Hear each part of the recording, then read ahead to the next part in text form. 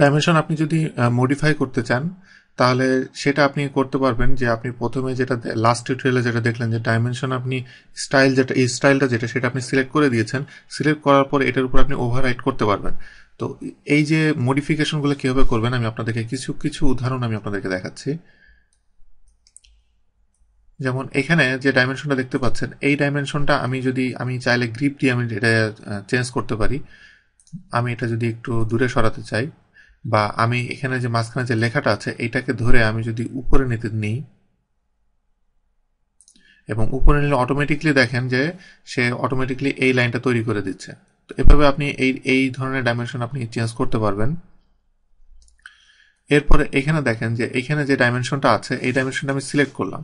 Select করার পরে এই ডাইমেনশন রাইট বাটন আমি যদি ক্লিক করি করলে ডিম টেক্সট পজিশন এখানে অনেক রকম আপনি দেখতে পাচ্ছেন।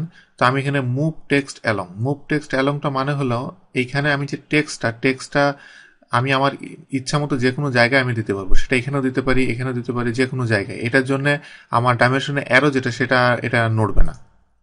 এভাবে এটা আমি এখানে দিতে পারি।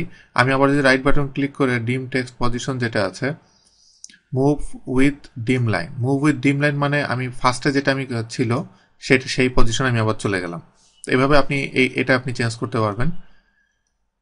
এরপরে এখানে দেখেন যে রেডিয়াস যেটা আছে এটাতে আমি রাইট বাটন ক্লিক করে আমি যদি প্রিসিশনে যাই, প্রিসিশনে 2 ঘর পর্যন্ত আছে, আমি যদি 3 ঘর 4 ঘর পর্যন্ত দিই দেখেন এটা চেঞ্জ হয়ে গেল। এটা কিন্তু আপনি ডাইমেনশন স্টাইল আপনার অলরেডি আছে অ্যানোটেশনের ভিতরে। এই যে আসিফ ডিম এই ডাইমেনশন স্টাইলে এটা কাজ করছে, কিন্তু এটার উপর আমি এই জিনিসগুলো আমি ওভাররাইড করতেছি। আমি স্পেসিফিকভাবে একটা ডাইমেনশন আমি যদি এইভাবে দিতে চাই সেটা আমি করতে পারবো। এরপরে দেখেন এখানে যেটা দেখতে পাচ্ছেন এই যে জিনিসগুলা এখানে যত ডাইমেনশনই আছে না কেন এই ডাইমেনশনগুলো আমি চেঞ্জ করতে গেলে আমি প্রপার্টিস ম্যানেজার থেকে করতে পারবো। প্রপার্টিস ম্যানেজার সম্পর্কে আপনারা অলরেডি জানেন। তো প্রপার্টিস ম্যানেজারে আমি যদি সিলেক্ট করি তাহলে একটা জিনিস আপনারা হয়তো খেয়াল করেছেন, কিন্তু এখন আমি আপনাদেরকে আরেকবার দেখাই। আপনারা এখানে যেই লেখাগুলো দেখতে পাচ্ছেন এইটা পুরোপুরি ম্যাচ করে হলো যে আমি যে যখন ডাইমেনশন স্টাইলটা আমি এডিট করতে গিয়েছিলাম তখন ওখানে যে ট্যাবের ভিতরে যেই টেক্সটগুলো ছিল সেই টেক্সটগুলো এখানে। তার মানে আপনি ওই কাজগুলো আপনি এখানেও করতে পারবেন। তবে এখানে আমি যেটা করবো সেটা হলো আমি ওভাররাইট করছি। সেক্ষেত্রে এখানে যে টেক্সটটা আছে আমি টেক্সটের হাইটটা যদি আমি বাড়িয়ে দিই,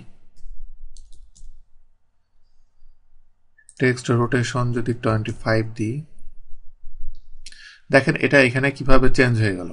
তো এভাবে আপনি ফুল কন্ট্রোলটা আপনি এই প্রপার্টিজ ভিতর থেকে আপনি ওভাররাইড করে আপনি রাখতে পারেন ডাইমেনশনের।